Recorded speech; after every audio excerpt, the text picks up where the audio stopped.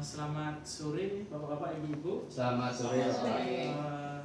Terima kasih atas kesempatan dan waktunya. Jadi di sini saya ingin berdiskusi dengan Bapak Ibu ya mengenai RPS yang sudah saya susun tentang mata kuliah penginderaan jauh di Prodi Pendidikan Geografi. Jadi saya harapkan Bapak Ibu memberikan masukan terhadap RPS yang sudah saya susun ini.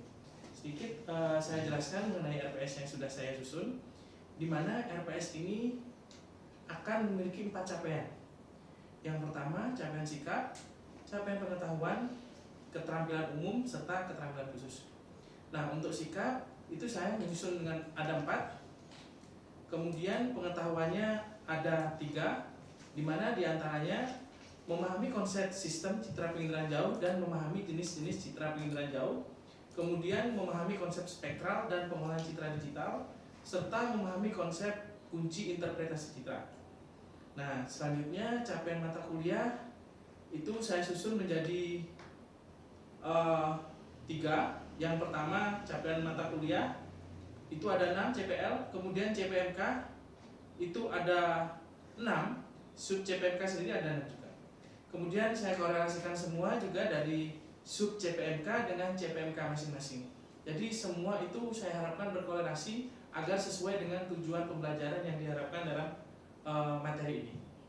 Nah, berikutnya saya ingin menjelaskan deskripsi dari mata kuliah ini, di mana mata kuliah ini membahas tentang dasar-dasar penginderaan jauh seperti jenis atau tipe sistem penginderaan jauh, wahana yang dipakai dalam penginderaan jauh, interpretasi citra penginderaan jauh, serta citra penginderaan jauh digital atau di dalamnya tentang pengenalan komposisi citra dan proses koreksi citra penginderaan jauh. Pokok bahasan tersebut dipergunakan untuk membantu memahami dan menganalisa kondisi spasial melalui citra penginderaan jauh. Jadi dalam geografi itu selalu berbasis ke ruangan atau spasial objek kajiannya. Kemudian bahan kajian yang saya bisa berikan untuk peserta didik saya itu ada 6 agar tercapai dengan sesuai tujuan pembelajaran. Yang pertama, sistem citra penginderaan jauh, kunci interpretasi citra penginderaan jauh, jenis-jenis penggunaan citra penginderaan jauh, pengolahan citra penginderaan jauh digital, konsep pola spektral dalam penginderaan jauh, dan terakhir konsep pemrosesan citra penginderaan jauh. Itu dari bahan kajian yang akan saya utamakan. Kemudian pustaka utama yang saya bisa berikan untuk peserta didik saya itu ada 5. Itu yang pertama ada buku dari Pak Proyo Danodoro, itu Prof sekarang menjadi guru besar di Geografi UGM. Kemudian dari NASA sendiri tahun 2003 sampai bukunya dari Prof Sutanto. Kemudian pendukung sendiri itu saya melampirkan jurnal kajian yang saya sendiri sudah pernah lakukan, sehingga integrasi penelitian saya dengan proses pembelajaran akan saya simbangkan agar mendapatkan hasil yang benar-benar real dalam proses pembelajaran nantinya. Itu ada 3. Yang pertama, tulisan saya sendiri itu terbit di International Konferensi ICLSI di FIS sendiri, kemudian dari jurnal Tunas Geografi, dan yang terakhir dari rekan saya sendiri dari Prodi Geografi yaitu Pak Sedio Adi Nugraha. Itu jurnal pendukung yang saya lampirkan.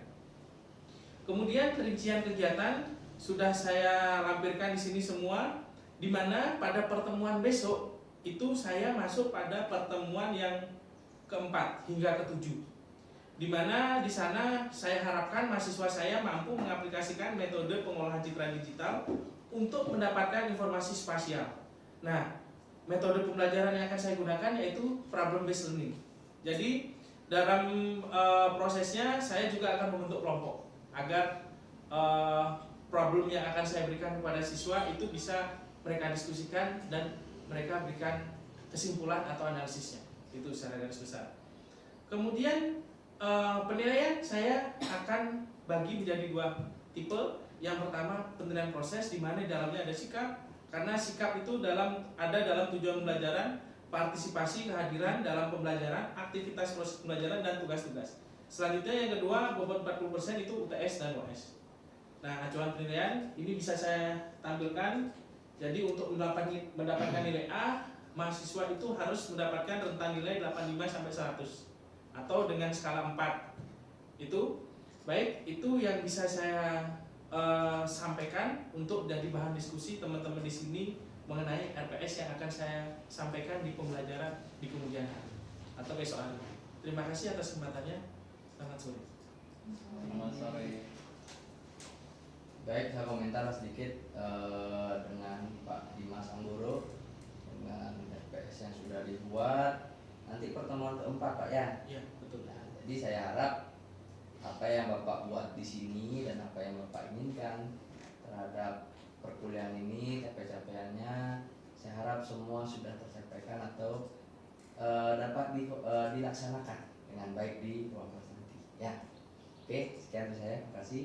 Terima kasih Pak Dewa Herman atas masukan yang diberikan. Mas Tugare dapat mencapai tujuan pelajaran. Baik, Bapak Ibu, ada lagi masukan yang bisa diberikan untuk saya? Silakan Pak Idris. Oh ya, masukan dari saya selaku yang nantinya juga akan berperan sebagai observer.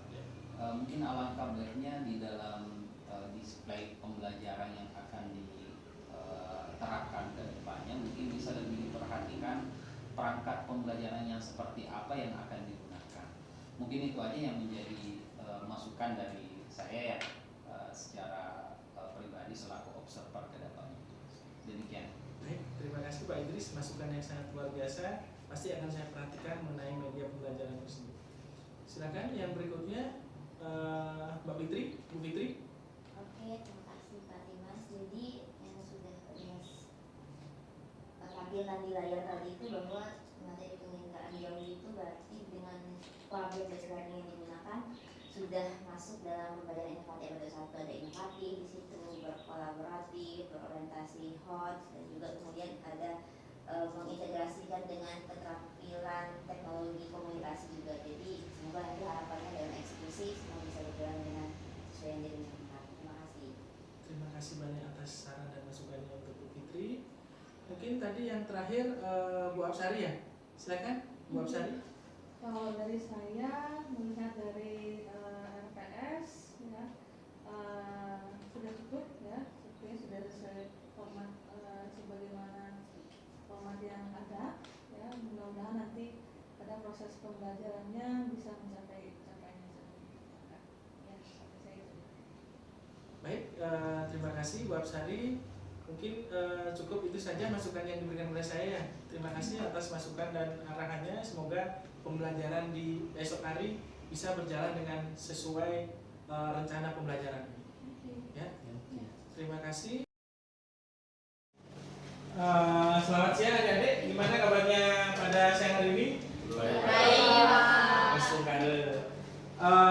Jadi seperti biasa sebelum kita memulai pembelajaran, alangkah baiknya kita berdoa agar saya selalu diberikan kesehatan, kemudahan dan kelancaran. Berdoa menurut agama dan keyakinan masing-masing. Berdoa saya pimpin. Berdoa dimulai.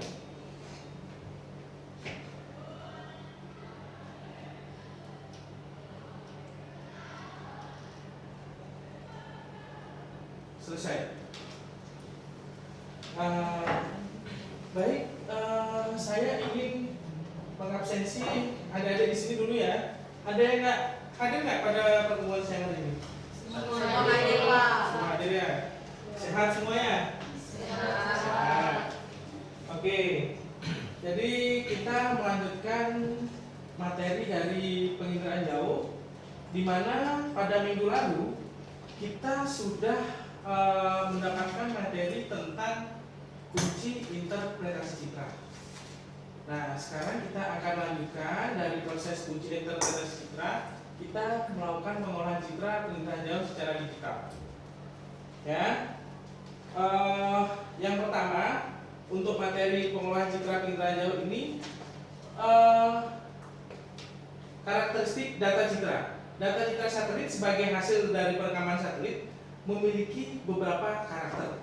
Saya membagi menjadi 3. Karakter apa saja yang bisa digunakan? Silakan pertanyaannya.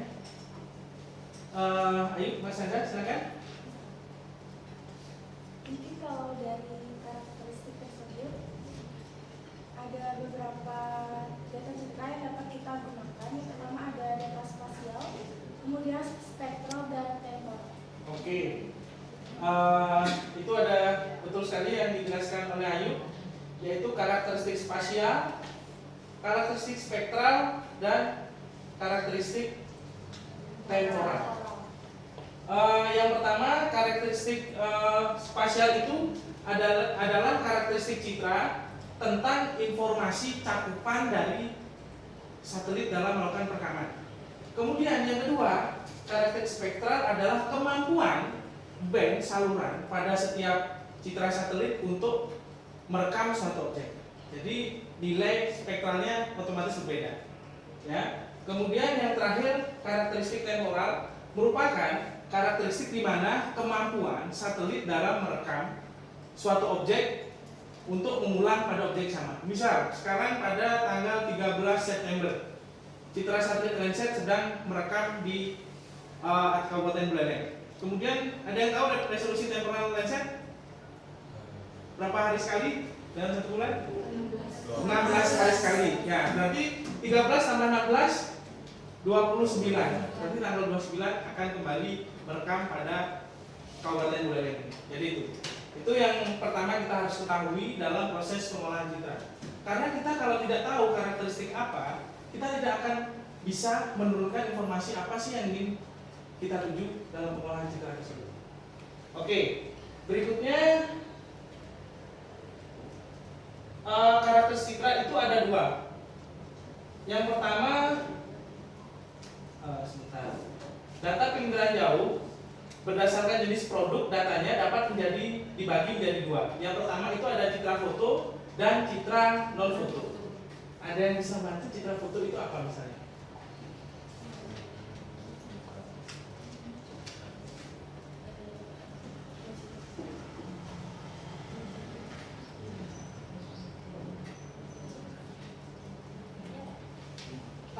Contohnya, langsung contohnya. Citra foto itu apa? Ya, silakan Gusdi. Citra foto itu kalau contohnya itu drone.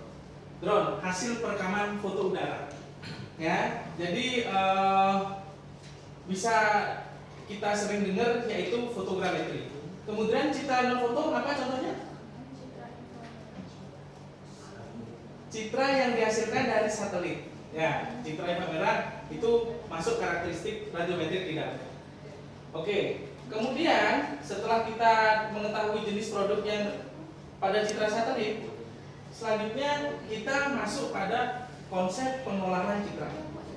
Yang pertama itu ada preprocessing, koreksi citra, klasifikasi citra, dan output. Preprocessing itu masuk koreksi di dalamnya. Kemudian proses pengkelasan citra, baru menghasilkan output. Ya, pengkelasan itu biasanya untuk menghasilkan informasi penggunaan lahan apa saja sih yang ada pada objek di citra tersebut. Nah, selanjutnya pada proses preprocessing itu ada dua. Ada yang tahu preprocessing apa saja? Koreksi apa? Silakan. Koreksi radiometrik dan koreksi geometrik. Oke, koreksi radiometrik dan geometrik. Kemudian radiometrik ada yang mau menjelaskan apa? Koreksi radiometrik apa? Ya, Sinta lagi. Koreksi radiometrik adalah koreksi pada kesalahan oleh sensor dan sistem di mana sensor terhadap respon di record dan pengaruh atmosfer dan yang stasioner. Oke, jadi koreksi radiometrik ini dilakukan biasanya adanya objek-objek lain yang mengakibatkan nilai spektral pada suatu objek di permukaan bumi yang diterima oleh sensor citra itu berubah. Misal di atmosfer itu ada debu, ada batuan kecil, kerikil, dan lain sebagainya yang bisa mengubah atau bikin error nilai spektral dari suatu objek. Kemudian koreksi geometrik, ada yang bantu saya? Silakan, Elsie. Koreksi geometri itu proses menyesuaikan koordinat piksel pada citra dengan koordinat bumi dalam jangka. Oke, jadi pada prosesnya, pada proses perekaman, bumi itu elips. Ya, setuju semua elips kan? Nggak ada golongan bumi datar kan? Nggak kan? Setuju ya? Kemudian dalam proses pemotretan atau perekaman itu dialihkan ke dalam bidang datar. Nah, prosesnya harus ada proyeksi agar kesalahan itu diminimalisir. Tapi tetap aja namanya buatan manusia pasti ada error. Makanya saat dipindahkan ke bidang datar, kita harus sesuaikan agar sesuai titik koordinat aslinya di permukaan bumi. Ya, itu adanya koreksi geometrik. Nah, selanjutnya apakah perlu dilakukan koreksi radiometrik? Saya membaginya menjadi dua alasannya. Yang pertama, ada yang tahu kenapa? Ya, Putri silakan. Yang pertama itu memperbaiki kualitas visual citra, yang kedua memperbaiki nilai piksel yang tidak sesuai dengan nilai pantulan atau pancaran spektral objek yang sebenarnya. Ya, benar sekali. Itu yang pertama adalah memperbaiki visual citra, kemudian memperbaiki nilai piksel citra yang error akibat adanya objek lain yang menghamburkan dari nilai spektral suatu objek di permukaan bumi. Nah, biasanya koreksi radiometrik ini dilakukan untuk melakukan transformasi indeks. Yang masih ingat kan transformasi indeks yang biasa kita gunakan apa? Indeks apa? Vegetasi. Kemudian indeks suhu permukaan lahan. Ya. Kemudian koreksi geometrik atau kesalahan geometrik ini terbagi menjadi dua. Yang pertama, kesalahan sistematis dan kesalahan acak. Nah, kesalahan sistematik ini disebabkan karena kesalahan sensor. Kemudian kesalahan acak ini disebabkan oleh efek rotasi bumi serta orbit dan perilaku satelit. Jadi ketika melakukan perekaman saat terjadi orbit bumi, ya, mengorbit artinya apa? Bumi mengelilingi matahari, jadi bergerak pada porosnya. Ya, itu pasti mengakibatkan saat proses perekaman ada error. Makanya perlu adanya koreksi geometrik. Nah, koreksi geometrik ini digunakan dapat diproyeksikan sesuai dengan sistem koordinat yang digunakan. Nah, biasanya koreksi geometrik ini diperlukan untuk keperluan digitasi. Nah, kemudian langsung saja masuk ke klasifikasi citra. Jadi klasifikasi citra itu ada dua, klasifikasi terbimbing dan tak terbimbing. Di mana klasifikasi ini tujuannya untuk membagi informasi objek pada citra. Ya, klasifikasi terbimbing itu biasanya kita yang menentukan objek apa yang ingin kita bagi. Kemudian klasifikasi tak terbimbing biasanya metode ini kita percayakan semua pada komputer, pada sistem. Jadi kita tinggal menentukan kita membagi menjadi berapa objek, misal penggunaan lahan pertanian, penggunaan lahan permukiman dan sebagainya. Itu kita tentukan, sistem komputer yang menentukan sendiri objek mana saja yang menjadi mana penggunaan permukiman dan sebagainya. Kalau terbimbing, benar-benar kita yang menentukan. Kita mencarikan contoh dulu. Mana sih objek permukiman, mana sih objek perairan dan lain sebagainya. Itu yang membedakan. Nah, ini berikutnya. Contoh citra siap pakai. Ini biasanya hasil pengolahan apa ini? Yang kemarin kalian hasilkan? Indeks apa ini? Yang kedua, indeks suhu. Ya, itu untuk suhu permukaan lahan. Nah, citra yang tak ditampilkan ini ada dua jenis citra. Ini citra yang belum terkoreksi. Ya, biasa tampilan citranya masih terganggu akibat hamburan dari awan atau atmosfer. Kemudian ini sudah terkoreksi. Ya, koreksi secara radiometrik. Oke, dari sini ada pertanyaan? Cukup ya? Oke, selanjutnya, nah, saya ingin kalian membentuk kelompok. Itu masing-masing kelompok. Ini saya ada studi kasus, silahkan diskusikan. Saya nanti akan berikan kesempatan satu kelompok untuk mempresentasikan dan yang lain mendiskusikan. Jadi semua mengerjakan, nanti akan saya tunjuk salah satunya. Oke? Jadi diskusikan masing-masing kelompok mengenai pengolahan citra, tentang klasifikasi citra terbimbing dan tak terbimbing. Di mana pada klasifikasi terbimbing pada prosesnya banyak memilih sampel yang mewakili objek-objek pada citra yang dikelaskan. Dari hasil klasifikasi citra tersebut, setiap orang pasti memberikan hasil yang berbeda-beda yang menunjukkan keakuratan proses pengkelasan. Dari permasalahan tersebut, analisis penyebabnya dan berikan solusi yang dapat kalian lakukan. Oke, bisa dimengerti, dipahami? Silahkan bagi kelompok sesuai kelompok yang minggu lalu, yang sesuai saya arahkan minggu lalu.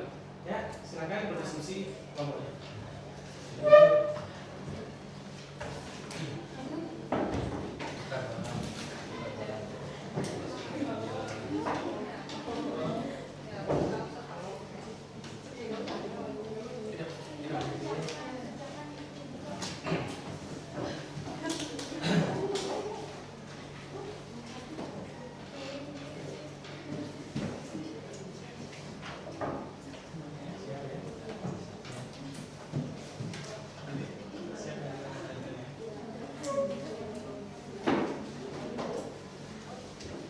Silakan teman-teman dosen observasi.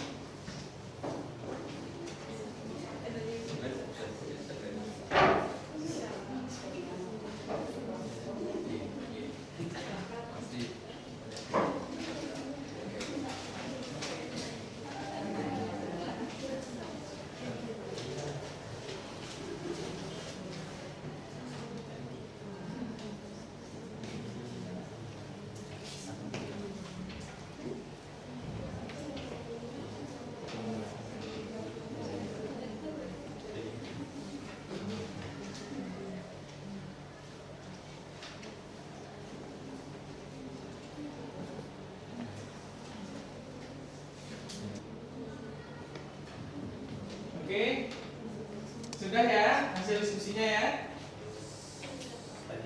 Oke, silakan.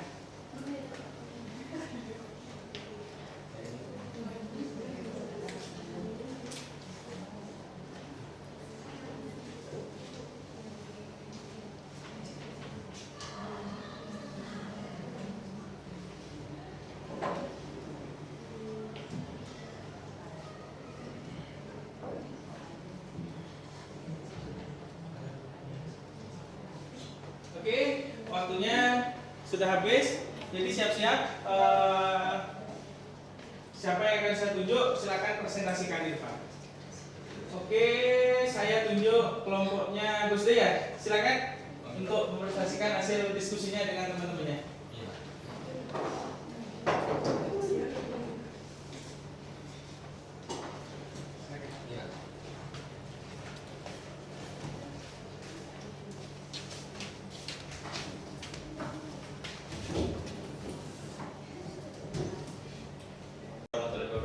Salam sejahtera untuk kita semua, salam harmoni.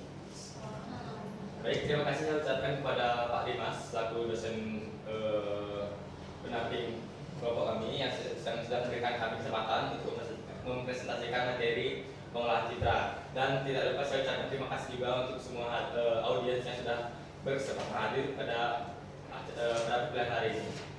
Baik, sebelumnya kenalkan, nama saya Budi Sanjaya dan kelompok saya. Perkenalkan, nama saya Putri Maharani Burba.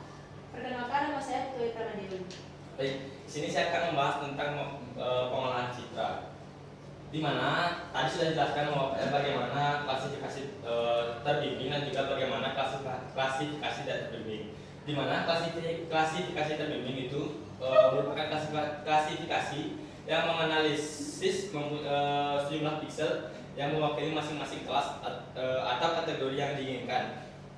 Deskripsi tersebut menurut Jaya pada tahun 2007. Kemudian menurut Marini tahun 2014, klasifikasi terbimbing merupakan metode yang diperlukan untuk mentransformasikan data citra multispektral ke dalam kelas-kelas unsur spasial dalam bentuk informasi tematis. Di mana pada klasifikasi terbimbing itu menentukan identitas dan lokasi kelas-kelas unsur atau tipe penutup lahan.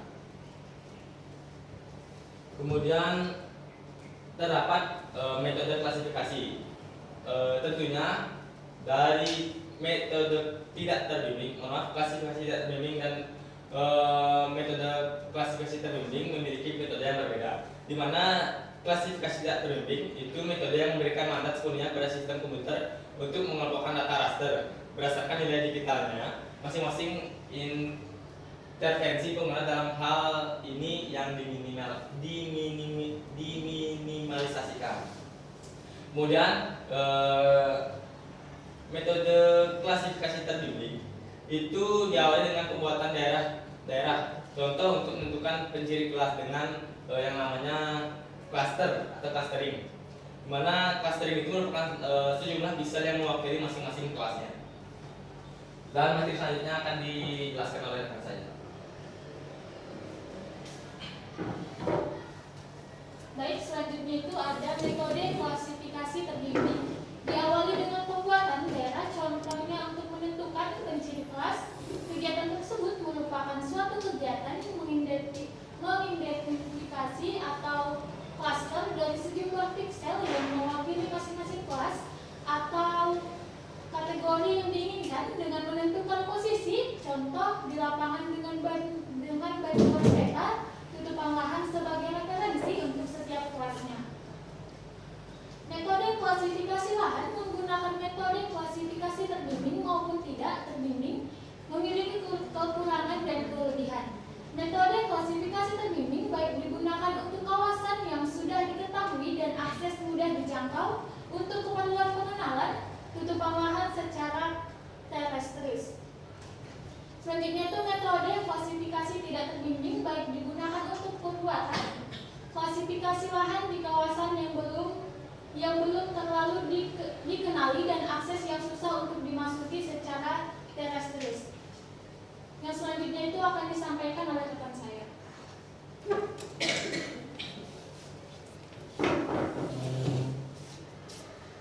Baik, jadi di sini saya akan melanjutkan penjelasan materi yang telah disampaikan sebelumnya oleh teman saya. Jadi di sini saya akan menjelaskan mengenai keunggulan klasifikasi terbimbing. Nah, jadi keunggulan klasifikasi terbimbing adalah memiliki kontrol terhadap informasi kelas berdasarkan training sample dan adanya kontrol terhadap keakuratan klasifikasi.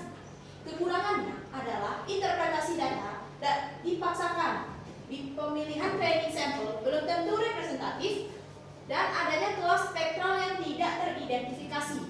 Selain itu, kemampuan interpreter akan sangat mempengaruhi keakuratan pengambilan sampel karena harus bisa mengelompokkan dan memilih sampel yang sesuai dengan penggunaan lahan yang akan dikelompokkan, sehingga mengakibatkan adanya tingkat keakuratan yang dihasilkan dari setiap interpreter. Keunggulan unsupervised classification adalah kesalahan operator yang diminimalisir dan unique classes dianggap sebagai distinct units. Kekurangannya adalah korespondensi yang tidak jelas terhadap informasi classes, kontrol yang terbatas terhadap classes, dan spectrum classes yang tidak konstan. Terima kasih. Jadi itu bagaimana penjelasan tentang klasifikasi terbimbing, kemudian bagaimana metodenya, dan juga keunggulan-keunggulan klasifikasi terbimbing dan juga klasifikasi tidak terbimbing. Selanjutnya saya akan membuka sesi diskusi. Sekiranya dari teman-teman ada yang ingin ditanyakan atau ingin disampaikan, kami persilakan. Tiga orang tercepat, Yumasa, kemudian Ayumasa ada. Ayumasa dengan dulu. Baik, sebelumnya terima kasih atas kesempatan yang telah diberikan. Perkenalkan, nama saya Ayumasa Narsari dengan NIM 2214031. Nah, tadi kelompok Anda telah menjelaskan bahwasanya ada beberapa klasifikasi, penggolongan klasifikasi. Nah, jadi di sini pertanyaan saya, adakah persamaan utama antara klasifikasi terbimbing dan klasifikasi tak terbimbing? Terima kasih. Baik, terima kasih Ayu Pak pertanyaannya. Untuk jawabannya kami diskusikan.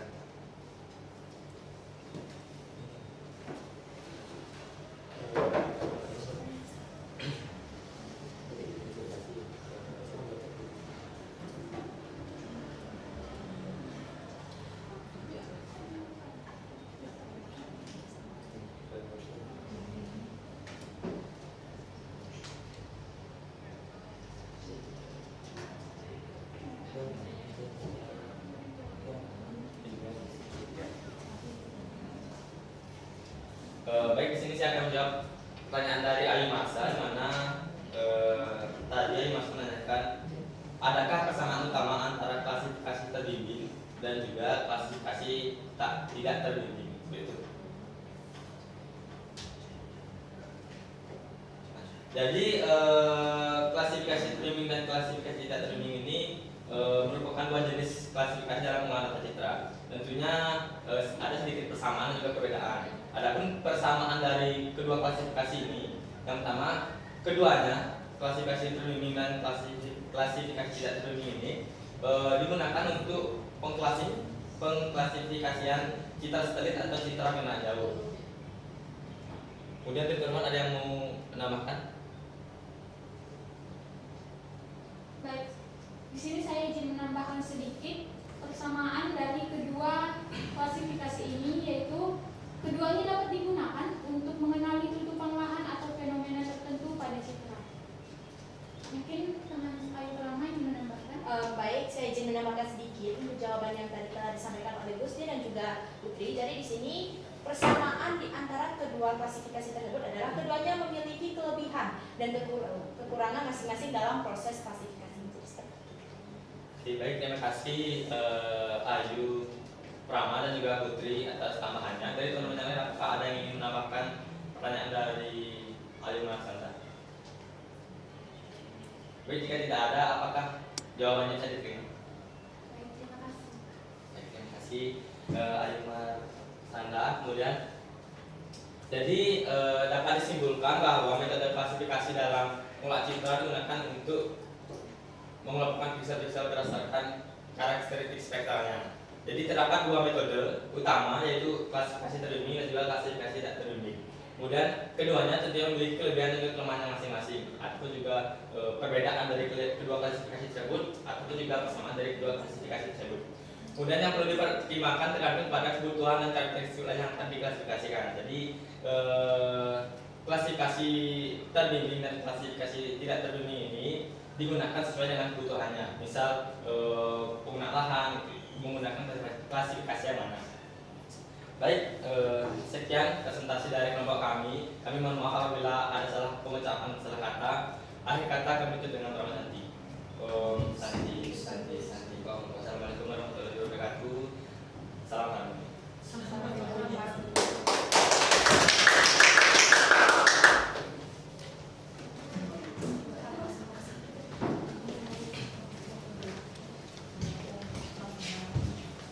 Oke, terima kasih kelompoknya Gus D atas presentasi dan pemaparan studi kasus yang sangat baik. Sudah jelas ya teman-temannya ya mengenai bagaimana proses pengolahan citra, khususnya proses klasifikasi citra terbimbing dan tak terbimbing. Oke, sampai sini ada pertanyaan? Jelas ya, cukup jelas ya apa yang sudah saya berikan pengantar tadi. Kemudian yang sudah disampaikan oleh Gus D, bahkan tadi sudah langsung disimpulkan oleh teman kita Gus D, bagaimana proses pengolahan citra, proses pengklasifikasian citra dan lain sebagainya. Oke, karena kita sudah dibatasi oleh waktu dan saya harapkan adik-adik juga lebih mempersiapkan lagi materi di rumah dan mau pelajari untuk materi di pertemuan berikutnya. Oke. Akhir kata saya ucapkan terima kasih. Om Santi Santi Santi Om. Assalamualaikum warahmatullahi wabarakatuh. Salam sejahtera untuk kita semua. Salam harmoni. Nah, sini kita sudah melaksanakan plan yang pertama dan sehingga terakhir kita lakukan refleksi bagaimana mungkin kiranya ada komentar dengan pembelajaran atau proses itu yang sudah saya lakukan. Silakan teman-teman. Oke, kalau dari saya izinnya Ya, silakan. dari pembelajaran yang sudah Pak Dino laksanakan secara online ya? Ya, benar Pak, betul. Oke, nanti sifatnya itu kayak hybrid Ya. gitu ya, ada yang Online. ada muka langsung, ada yang masih online. Ya, betul. Saya rasa itu ini ya inovasi juga ya sebenarnya pembelajarannya agar bisa mahasiswa menyesuaikan gitu ya, menyesuaikan proses pembelajaran yang online ya, seberapa dia menangkap materinya dan juga dengan yang tatap muka ya, nanti kan tinggal Pak Dewo ini saja yang mana yang sekiranya lebih efektif kalau misalnya dengan metode yang belum Oke. ya. Kalau dari saya itu saja. Oke, terima kasih. Teman-teman yang lain kiranya ada? Ya, saya. Ya, silakan Idris. Ya, oke. Dari penerapan TBL yang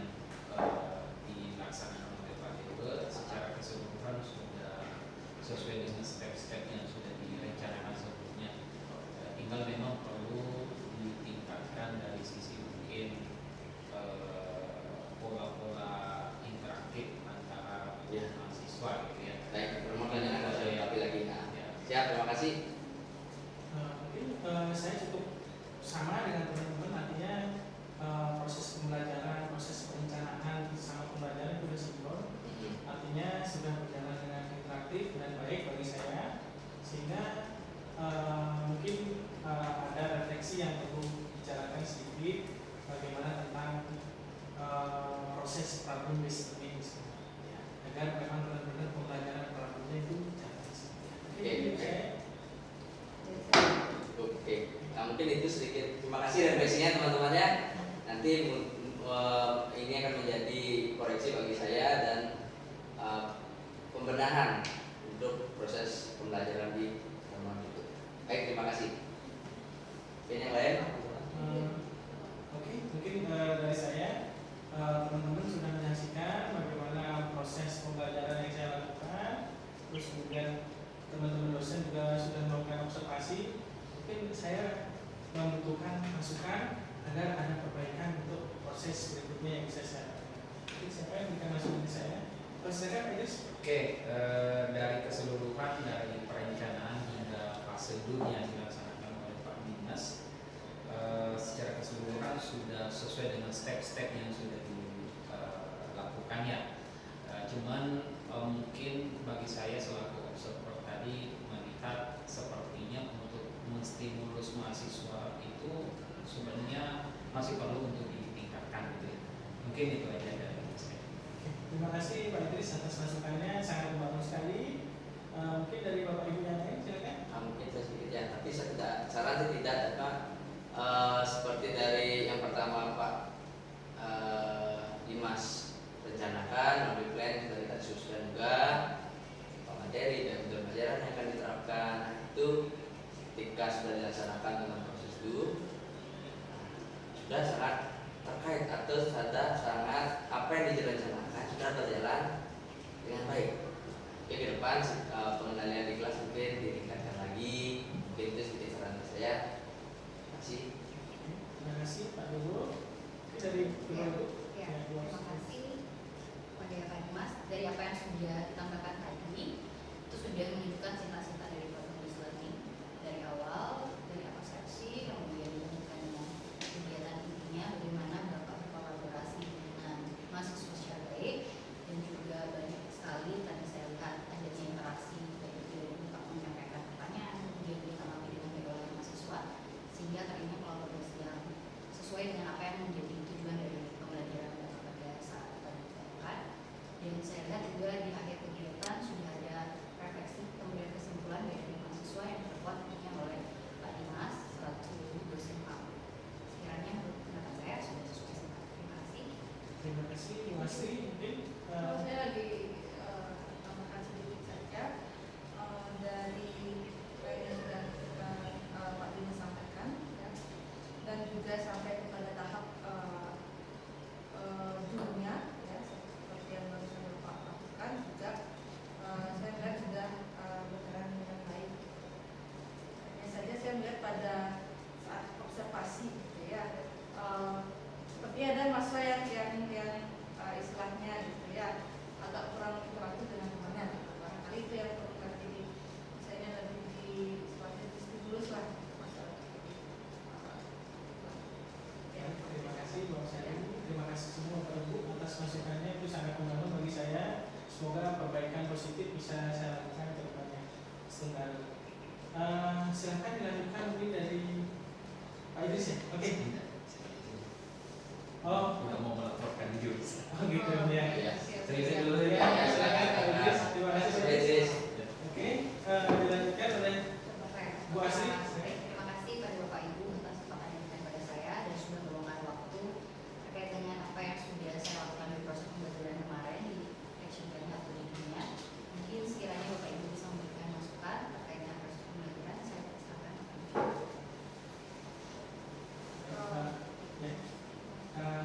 Baik Bu Asri, saya sedikit masuk secara garis besar proses perencanaan dan proses pembelajaran secara real sudah sangat berjalan dengan baik, di mana interaksi ibu dengan siswa sudah berjalan, kemudian proses presentasi dan feedback dari ibu juga berjalan. Artinya keseluruhan sudah berjalan dengan baik. Saya tidak ada komen masukan karena sudah cukup berjalan dengan sesuai. Terima kasih Pak Dimas. Ibu yang lain mungkin Waspada cukup ya, saya rasa sudah dilaksanakan ya dengan metode PBL juga ya.